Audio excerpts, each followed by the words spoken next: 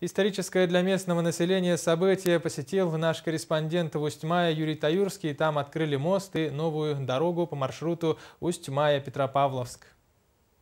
Долгожданное событие для жителей Усть-Майи и Петропавловска. Торжественное открытие моста через реку Мокуя и 4,5 километров новой автомобильной дороги Усть-Мая-Петропавловск. Мост мало того, что красивый, он соответствует всем сегодняшним требованиям, всем тем нагрузкам, которые на сегодня существуют, он соответствует.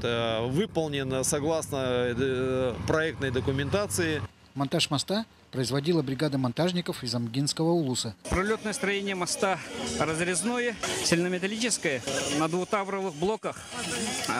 Мост стоит на 8 сваях. Длина моста составляет 61 метр, ширина 7,5 метров с пешеходными дорожками. И нагрузка моста 100 тонн. Кроме того, с субподрядчиком Тата Автодор построены подходы к мосту и 4,5 километра автодороги Усть-Мая-Петропавловск. Очень отрадно, что 28 августа текущего года к нам приезжал с рабочим визитом Егор Афанасьевич Борисов и дал все-таки толчок о скорейшем завершении данного строительства. Ну и сегодня мы очень рады, что этот мост сегодня у нас сдан в эксплуатацию. По новой дороге и мосту прошла первая колонна большегрузной техники, которую приветствовали и гости, и жители Усть-Майского района. Юрий Таюрский, Тимур Канаев, НВК Саха, Усть-Майский улус.